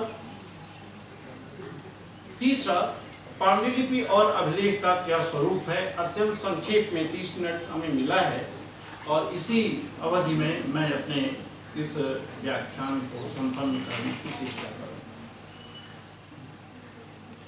सामान्यतः ये कहा जाता है कि भारत में तो अभिलेखों के अध्ययन उद्वाचन की परंपरा बहुत बाद में शुरू हुई और वह भी पाश्चात्य इतिहासकारों के, शास्त्रियों के प्रभाव के कारण हुई। लेकिन जब हम अध्ययन के इस क्रम को देखते हैं जो अब तक ज्ञात हो पाया है, लगता है कि इस प्रकार का आक्षेप निराधार है। न केवल भारत बल्कि विश्व परिदृश्य में जब हम विचार करते हैं तो जो अभिलेखित या पांडुलिपि प्राचीनता की तिथि जाएगी वह सबसे जो है पुरानी पहले चीन जो है हुआ करता था, जिसमें चाओ यांगत्से ने 11वीं शताब्दी में 400 जो है अभिलेखों को एकत्र किया और एकत्र करके उसका अध्ययन प्रारंभ किया और 11वीं शताब्दी से जो है इस लिपि के अध्ययन की, अभिलेख के अध्ययन की परंपरा, जिसमें पांडुलिपि भी थी और अभिलेख भी था, प्रारंभ हुई चीन में। लेकिन अगर हम भारतीय संदर्भ में विचार करें तो दक्षिण भारत में तालुकाट एक स्थान है, उसके पश्चिमी गंगभार सिंह के जो है लक्ष्मेश्वर मेहराब अभिलेख पर, जो कि 10वीं शताब्दी के कन्नड़ लिपि में लिखा हुआ है, दो अन्य अभिलेख भी मिलते हैं। एक अभिलेख है चालुक्य शासक पुलकेशी द्वितीय का, दूसरा अभिलेख भी चालुक्य शासक विक्रमादित्य द्वितीय का है। दोनों को क्रमशः 7वीं 8वीं शताब्दी के भीतर का हम रखते हैं, 7वीं और 8वीं शताब्दी का है।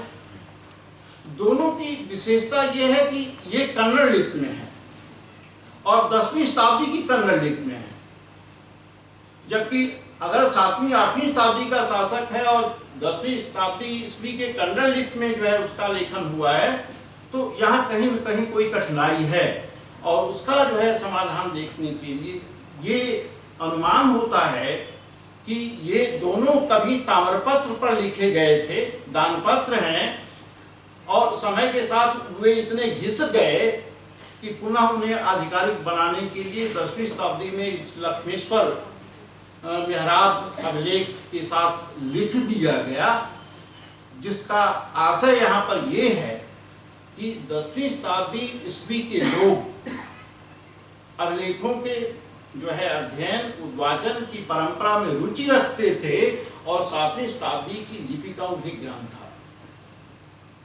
अर्थात अभिलेखों के अध्ययन अध्यापन की परंपरा 10वीं शताब्दी में बनी रही। थोड़ा और हम पीछे जाएं तो हमारे पास समुद्रगुप्त की प्रयाग प्रशस्ति है और साथ ही समुद्रगुप्त के 2 और अभिलेख हैं, एरण अभिलेख है और गया जाली ताम्रपत्र है। जब गया जाली ताम्रपत्र को देखते हैं तो अपनी विषय वस्तु और लिपि के कारण 6वीं 7वीं शताब्दी से पहले का नहीं हो सकता और वो आधारित है समुद्रगुप्त की प्रयाग प्रशस्ति के आधार पर ही।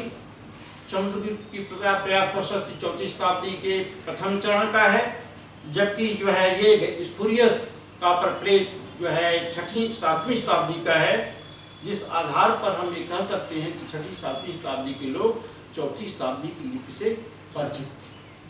तो हमारे यहाँ जो अभिलेख और लिपि के अध्ययन की परंपरा थी वह अत्यंत प्राचीन थी, वो सतत प्रवर्धमान थी।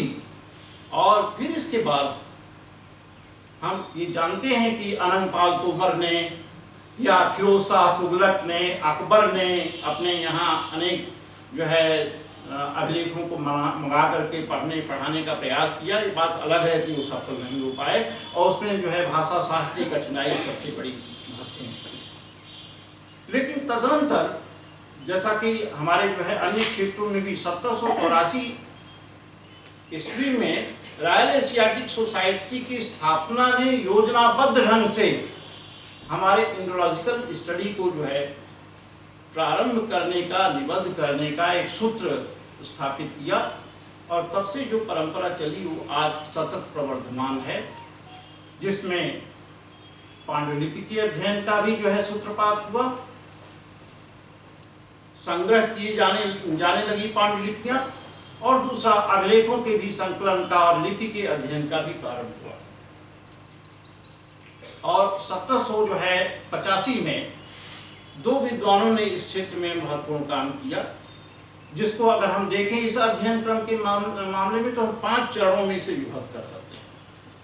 5वां चरण है, उस चरण को हम जो है जेम्स प्रिंसप के चरण के रूप में देख सकते हैं, जिसका प्रारंभ जो है 1785 में हुआ चार्ल्स विल्किंस और राधाकांत शर्मा के द्वारा। चार्ल्स विल्किंस ने जो है नारायण पाल के बादलपुर, जो आज बंगाल में है, दिनाजपुर नामक स्थान बंगाल में पश्चिम जो है बांग्लादेश में है, उसको जो है उन्होंने जो है पढ़ा चार्ल्स विल्किंस ने।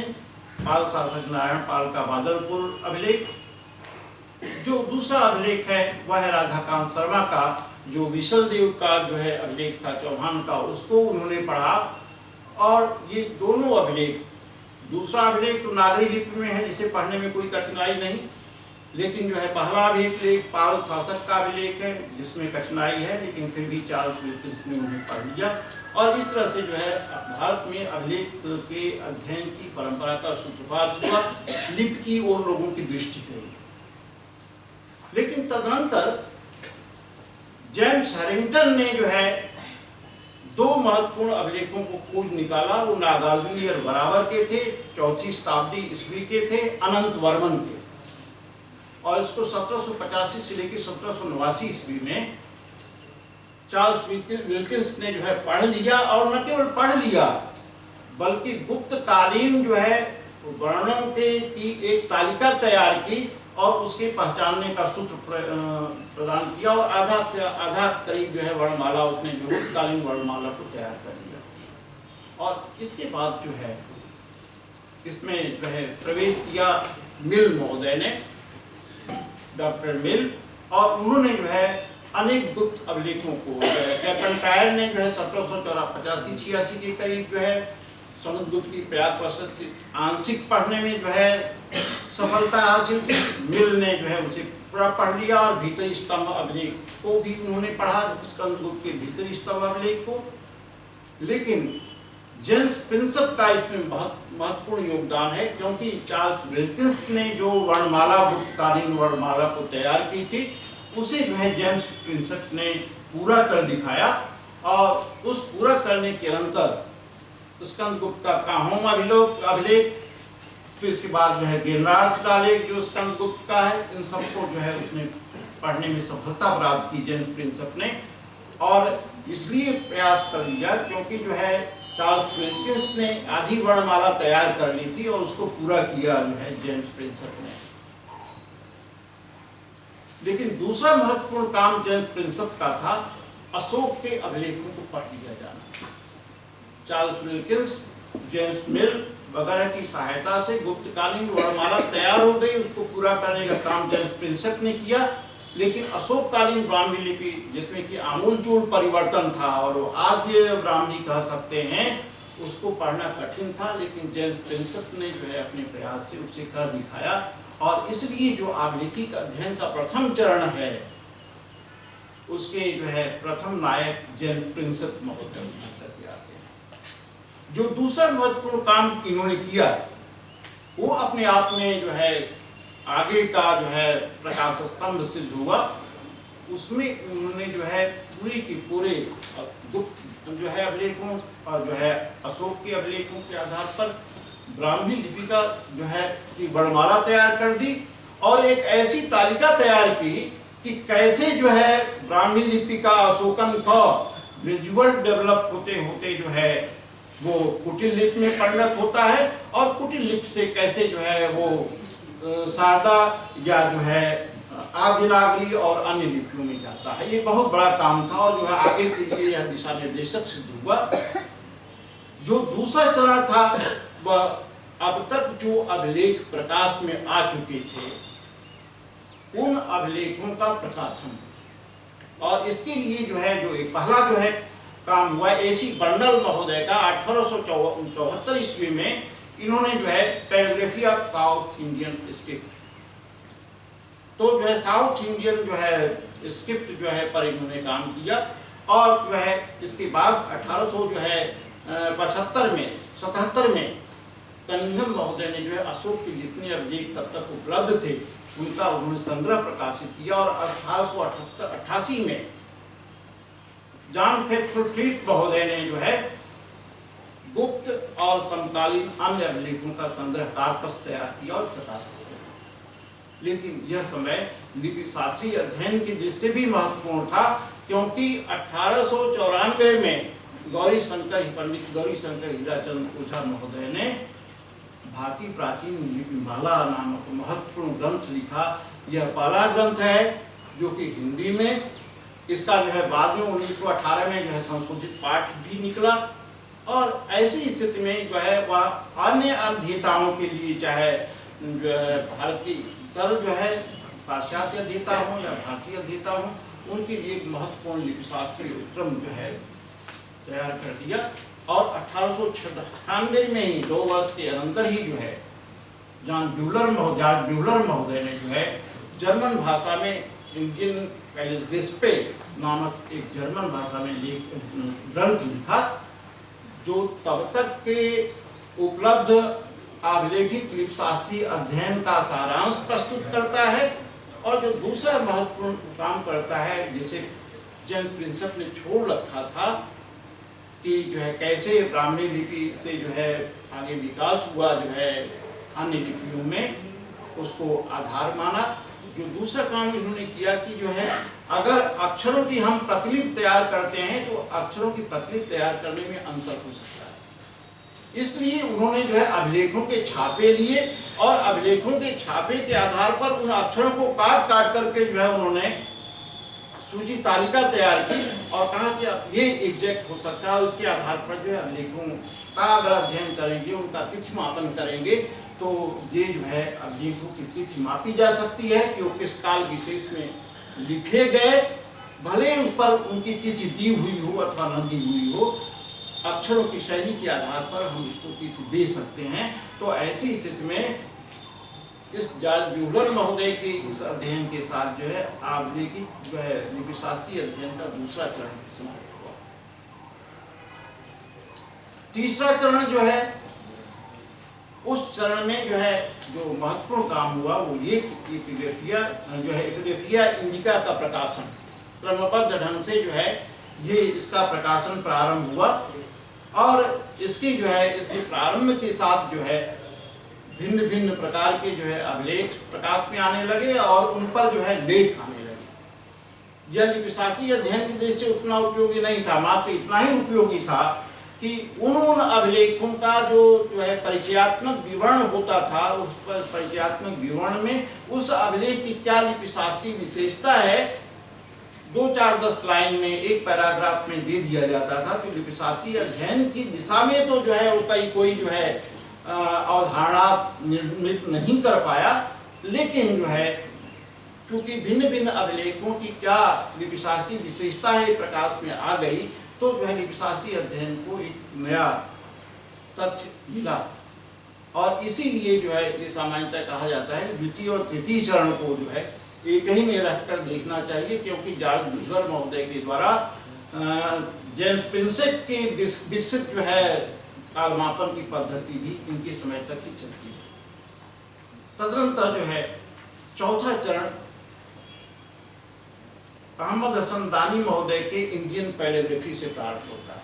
1963 में ग्रंथ ऑक्सफोर्ड यूनिवर्सिटी प्रेस से प्रकाशित हुआ, जो अपने आप में अत्यंत महत्वपूर्ण और मानक ग्रंथ है। और हम जो है काशी वासियों के लिए सौभाग्य का विषय है कि प्राचीन भारतीय इतिहास संस्कृति और पुरातत्व विभाग के जो है अहमद हसन दानी महोदय विद्यार्थी थे और बाद में लाहौर यूनिवर्सिटी पाकिस्तान में जो है वो आर्कियोलॉजी के प्रोफेसर बने। तो जो है उन्होंने इंडियन पैलिग्राफी जो लिखा वो जो है एक तरह से उनका शोध ग्रंथ था। वो जो है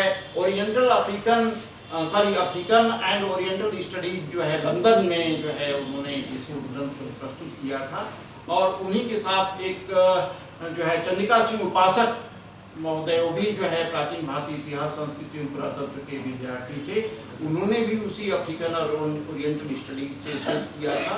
उनका भी ग्रंथ 1860 में ही प्रकाशित हो गया। तो इन दोनों ग्रंथों की चर्चा भी यहाँ करनी है, लेकिन इंडियन पैलिग्राफी जो दानी महोदय का है उनसे चौथे चरण का सूत्रपात हुआ। इन्होंने जो है पूर्व के अध्येताओं की आलोचना इस आधार पर की कि वस्तुतः इन्होंने अक्षरों के आकार को, बाह्य स्वरूप को ही महत्व दिया, जो अपने आप में पर्याप्त नहीं है, क्योंकि दिया हुआ प्राप्त अक्षर का आकार उस क्षेत्र की, उस काल के सांस्कृतिक वैशिष्ट्य का प्रतिमान होता है, अतः उस काल की संस्कृति को लेकर के उभरता है। अतः ऐसी स्थिति में मात्र अक्षरों के आकार को महत्व दिया जाना उपयोगी नहीं है। उस संस्कृति में जिसमें कि वो उत्पन्न हुआ उसको भी देखी जाए। बात तो इन्होंने अत्यंत महत्वपूर्ण कही और क्षेत्रीय आधार पर अभिलेखों के अध्ययन का सूत्रपात भी किया इन्होंने। कैसे जो है ब्राह्मी लिपि जो है क्रमशः विकसित हुई, भिन्न भिन्न लिपियों में जो है परिणत हुई, ये भी दिखाने की उन्होंने चेष्टा की।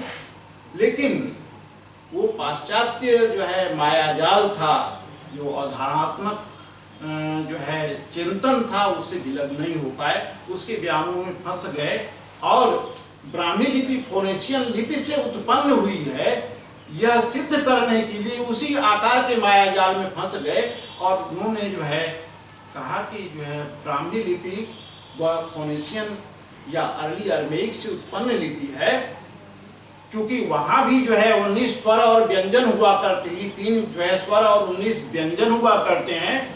तो भारत में भी उन्होंने ब्राह्मी लिपि के जो है बहुत से जो है स्वर और व्यंजन होते थे, उनको उन्होंने कहा कि मूल तो इसमें 19 ही जो है व्यंजन है और 3 स्वर है, और वो जो है मिल रहा है फोनेशियन स्क्रिप्ट से। और उन्होंने जो है 11 स्वर और जो है 2 व्यंजन 11 जो है व्यंजन और 2 स्वर को दिखाने की तोड़ मरोड़ करके चेष्टा की, लेकिन सफल नहीं हो पाए। तो उन्होंने जो है यह मत पहले बना लिया कि हमें ये सिद्ध करना है कि ब्राह्मी लिपि फोनेशियन से उत्पन्न है। फोनेशियन लिपि में 19 जो है व्यंजन और 3 स्वर हुआ करते हैं। ब्राह्मी लिपि में भी जो है उन्होंने 19 व्यंजन और 3 ऐसे स्वर ढूंढ निकाले जो उनसे समता स्थापित कर रहे थे, लेकिन उसमें जो है सफल नहीं हो पाए। और ये इसे नाम दिया उन्होंने मूल स्वर, मूल व्यंजन, संजात स्वर और संजात व्यंजन। और इस आधार पर पूरा का पूरा उन्होंने जो है महल खड़ा किया, लेकिन अलाउ दृष्टिकोण था। चंद्रिका सिंह उपासक महोदय का 1860 में ही वो जो है ग्रंथ प्रकाशित हो गया था, history and palaeography of Maurya and Brahmi script.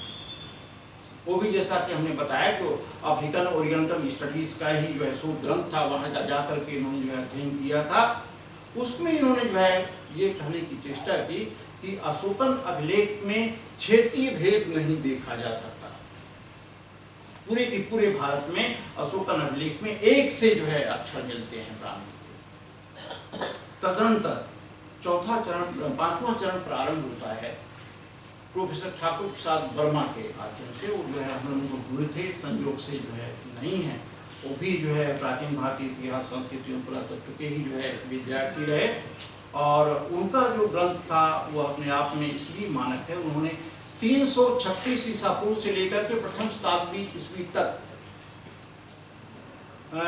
Palaeography of जो है Brahmi script of northern India जो है प्रकाशित किया, और जिसमें उन्होंने जो है एक दिग्मापक जो है निष्कर्ष दिया कि प्रत्येक अक्षर के दो स्वरूप होते हैं, एक बाह्य स्वरूप और दूसरा जो है आंतरिक स्वरूप। बाह्य स्वरूप में अक्षरों के आकार को उन्होंने लिया, और जो है आंतरिक स्वरूप में उन्होंने अक्षरों के लिए प्रयुक्त ध्वनि को लिया, जिसमें हम आत्मा कर सकते हैं। तो उन्होंने कहा कि जो है वर्ण माला तो जो है पहले से तैयार है, और हम पाणिनि के अष्टाध्यायी और इन लोगों के जो है अध्ययन के माध्यम से देख सकते हैं, क्योंकि पाणिनि के अष्टाध्यायी में पूर्ववर्ती अनेक वैयाकरणों का उल्लेख है, जिससे जो है पहले से ही लिपि के प्रचलित होने का अनुमान किया जा सकता है। अतः ऐसी स्थिति में इसके आधार पर हम ये कह सकते हैं कि भारत में ही ब्राह्मी लिपि की भारतीय वैयाकरणों के द्वारा वर्णमाला तैयार थी, और उसको आकार दे दिया गया। किसी दूसरे देश के जो है में प्रचलित लिपि से जो है यहाँ इसके विकसित होने का या उत्पन्न होने का कोई औचित्य नहीं। भारत में ब्राह्मी लिपि स्वतः उत्पन्न हुई। इसको जो है और अधिक प्रखर बनाया प्रोफेसर BS पाठक ने, और उन्होंने वैदिक साहित्य के अध्ययन के आधार पर कुछ ऐसे मंत्र ढूंढे। उन मंत्रों में लिपि से संबद्ध जो सूत्र थे, जैसे जो है मिट्टी की बटिका पर सुई से खरोच कर लिखना, जिसमें सैंधव जो है मुहरों को उन्होंने देखने की चेष्टा की। और तदनंतर फिर उन्होंने यह भी देखने की चेष्टा की कि जो है उसमें अन्य ऐसे तत्व हैं जो कि लेखन की जो है सूत्र प्रदान करते हैं। और उन्होंने कहा कि वस्तुतः ब्राह्मी और खरोष्ठी लिपि दोनों का वैदिक जो है साहित्य में प्रयोग हुआ है। वह लिपि जिसे भरतों और पूर्वों ने आविष्कृत किया वह तो ब्राह्मी लिपि थी। दूसरी जो है खरोष्ठी लिपि जिसे दास और दहाइयों ने जो है आविष्कृत किया, और वो जो है एक तरह से पणियों की लिपि थी, लेखा जोखा रखने की लिपि थी, और इसे जो है दास और दहाइयों ने उत्पन्न किया। तो ऐसी स्थिति में खरोष्ठी और ब्राह्मी लिपि दोनों की उत्पत्ति का उन्होंने वैदिक साहित्य में सूत्र देखने की चेष्टा की, और इस प्रकार से अध्ययन का ये उत्तम चलता चला है। अब प्रश्न उठता है कि क्या सचमुच की ब्राह्मी लिपि और जो है खरोष्ठी लिपि को हम भारतीय लिपि मान सकते हैं, मूल उत्पत्ति का मान सकते हैं, जैसा कि पाठक महोदय ने कहा। तो इस दिशा में एक महत्वपूर्ण काम हुआ, वो ये कि द्वारका के सामुद्रिक पुरातात्विक उत्खनन से यशा राव महोदय को 1889 में एक धातु कलश मिला। उस कलश के स्कंद भाग पर 7 अक्षरों में लेख है, जिसे जो है यशा राव महोदय ने महः कच्छ 100 पा पढ़ा, और उसे ही प्रोफेसर विश्वभूषण पाठक ने महः प्रयजस पढ़ा। पाठ भेद है, लेकिन दोनों का समुद्री देवता बड़ों से संबंध है। लेकिन जो दूसरा जो है महत्वपूर्ण तथ्य हम लिपि शास्त्र के विद्यार्थियों के लिए उपयोगी है, वो ये कि उस धातु कलश के स्कंद भाग पर जो 7 अक्षर उत्कीर्ण हैं, ग्रप्ति कैरेक्टर में है, वो उनमें से 2 लेटर वो पोस्ट हड़प्पन स्क्रिप्ट हैं, जिसे उत्तर हड़प्पीय लिपि कह सकते हैं। एक अक्षर जो है खरोष्टी का है, 3 अक्षर ब्राह्मी के हैं, और इस प्रकार से 7 अक्षर जो है 3-4 लिपियों से मिलकर के जो है बने दिखाई देते हैं। अब या तो ये हो सकता है कि किसी पागल मस्तिष्क की उपज है, जो चाहा वो लिख दिया, लेकिन हम लिपि शास्त्र के विद्यार्थी ये समझते हैं कि कुछ लिखा गया है, उसका कोई न कोई जो है प्रयोजन है, जो इस प्रयोजन को व्यक्त करता है कि ये लिपि जो है, ये स्कंध पर लिखा हुआ अभिलेख एक तरह से संक्रमणकालीन है, जिसमें जो है एक तरह से उत्तर हड़प्पी लिपि का भी प्रयोग हो रहा था कुछ क्षेत्रों में, ब्राह्मी का भी होने लगा था, खरोष्टी का भी होने लगा था, और इस रूप में जो है ये तीनों लिपियां संक्रमण काल में मिलती हैं।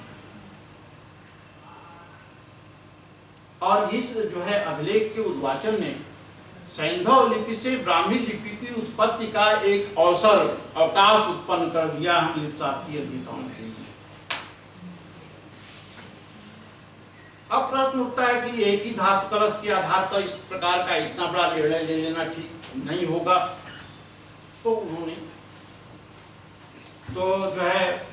फिर जो है सारा का सारा सर्वे हुआ पश्चिमी कोस्ट का, पश्चिमी जो है समुद्र तटीय जो है गुफाएं हैं उनका अध्ययन हुआ, और उन अध्ययनों के आधार पर हम लोगों ने देखा कि पहाड़ियों में जो है ग्राफिटी कैरेक्टर में वैसे ही अक्षर उकेरे गए हैं, जो कुछ पोस्ट हड़प्पन है, कुछ ब्राह्मी के हैं, कुछ खरोष्टी के हैं, और वो साथ साथ हैं। और उस आधार पर जो है ये 15वीं शताब्दी ईसा पूर्व जो है वो धातु कलश पर जो लेख है उसकी तिथि मापी जाती है, और लगभग यही तिथि जो है वो जो पश्चिमी कोस्ट के जो है अभिलेख हैं ग्राफिटी कैरेक्टर में उनमें भी आता है।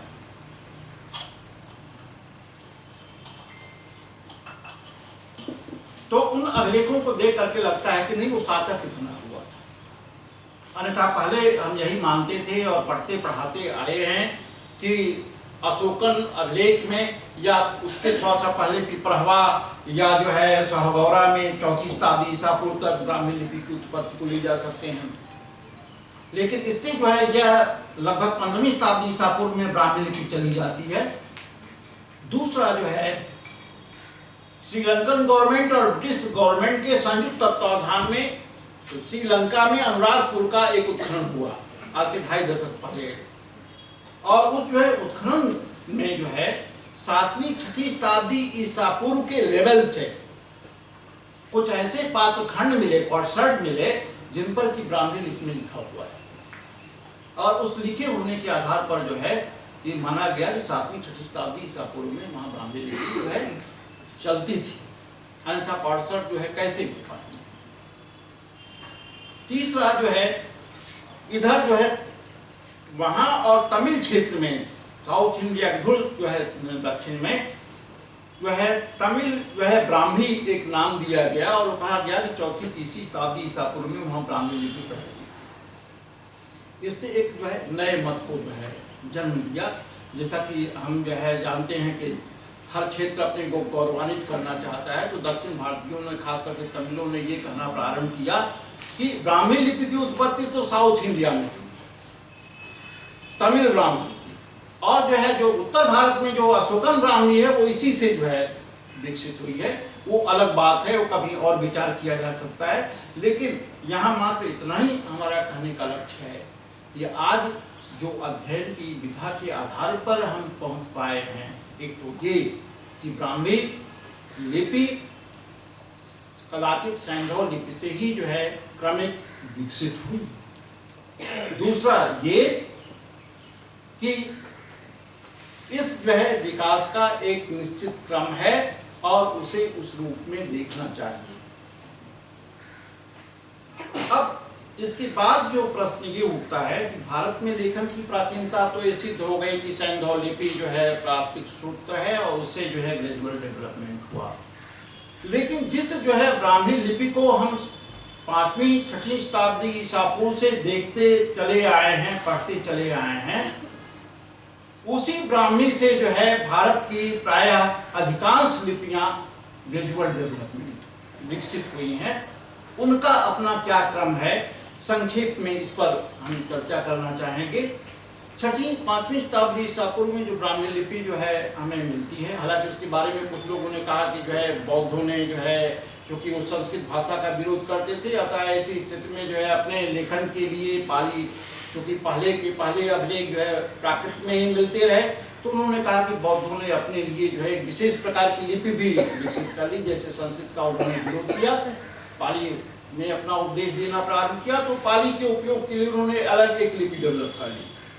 लेकिन अगर जो है 13वीं-14वीं शताब्दी ईसा पूर्व में ब्राह्मी लिपि के अक्षर मिल रहे हैं, 7वीं-6वीं शताब्दी में अनुराधपुर में मिल रहे हैं, तो ये बात जो है उचित नहीं जान पड़ती। लेकिन एक बार जब जो है विकसित होती, अशोक के अभिलेखों में पहुंच गई, तो अशोक के अभिलेखों की लिपि जो है काफी विकसित है, एक को जो है निश्चित आकार प्राप्त कर चुकी थी। लेकिन 3वीं शताब्दी ईसा पूर्व से लेकर के जो है और फिर प्रथम शताब्दी ईस्वी तक, जिसे हम पोस्ट मौर्यन जो है ब्राह्मी स्क्रिप्ट कहते हैं, उसमें अक्षरों के आकार में परिवर्तन, कुछ कह रहा है उसे जो है हम पोस्ट मौर्यन अशोकोत्तर या मौर्योत्तर ब्राह्मी लिपि कह सकते हैं। उसे हम प्रथम शताब्दी ईस्वी तक रखते हैं, जिसमें जो है व्यापक परिवर्तन हुआ। उस परिवर्तन के जो 2 कारण थे, और इसी के आधार पर जो दानी महोदय ने कहा था कि सांस्कृतिक जो है प्रभाव है अक्षरों के उत्पाद में, तो वो था ये कि जो है सब पश्चिमोत्तर क्षेत्र से आए। कुछ विद्वानों का कहना है कि विक्रमादित्य से जब जो है वो एक बौद्ध भिक्षु नाराज हो गया, तो उसने सबको को आमंत्रित किया 1st सेंचुरी BC के आसपास, जो भी हो। लेकिन धीरे धीरे जो है अक्षर अब अधिकाधिक प्रयोग में आने लगे और अनेक लोगों के हाथ में चले गए। लेखन के जो है अनेक स्कूल डेवलप हुए, और ऐसी स्थिति में जो है अक्षरों में अब क्षेत्रीय भेद आना प्रारंभ हुआ। अक्षरों पे से जो रेखा उभरनी प्रारंभ हुई, और खास करके आप ही किसी को जो है एक दिन में जो 2 पेज लिखना है, तो बड़ा सजा संवार करके उसे लिखेगा, और उसी को अगर जो है एक दिन में 35 पेज लिखना है, तो स्थिति नहीं रह जाएगी। तो अधिकाधिक लोग जो है लिखने पढ़ने में रुचि लेने लगे, और उस रुचि के साथ जो है अक्षरों में परिवर्तन आया, और जो है उनके भिन्न भिन्न स्कूल प्रारंभ होने लगे, और इस आधार पर जो है वो 1st सेंचुरी AD तक जो है काफी अक्षर विकसित हो गए।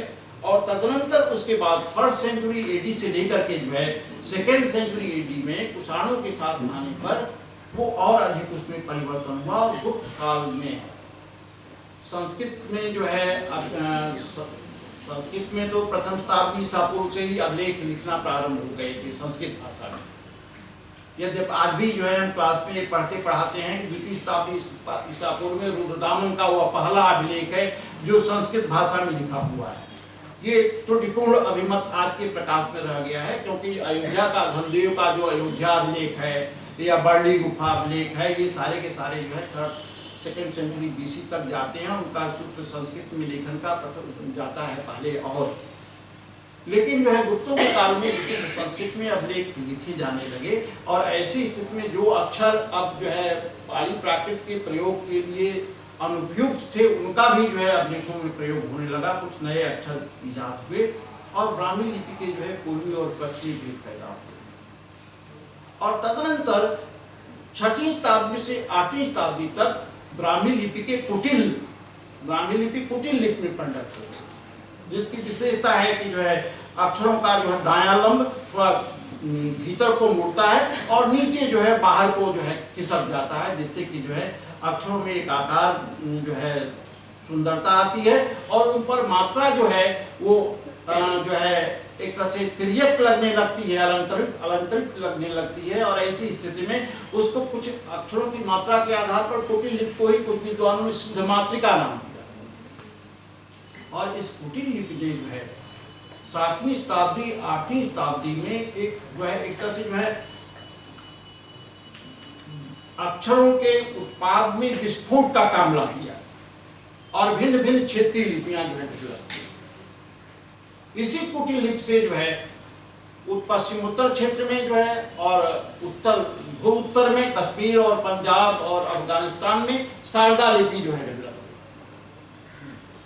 हुई। ठीक है, और उस शारदा लिपि से जो है उन क्षेत्रों में जो है लंडा, फिर इसके बाद जो है बांग्ली इत्यादि कई लिपियां जो है उस क्षेत्र में डेवलप हुई जो है। फिर इसके बाद जो है पूर्व क्षेत्र और उत्तर क्षेत्र में, पूर्व क्षेत्र में इसी से जो है आद्य नागरी लिपि उत्पन्न हुई और आद्य नागरी फिर जो है आगे चल करके नागरी में परिणत हुई। लेकिन नागरी में परिणत होने से पहले इसने मैथिल लिपि जो है बंगाली और इन तमाम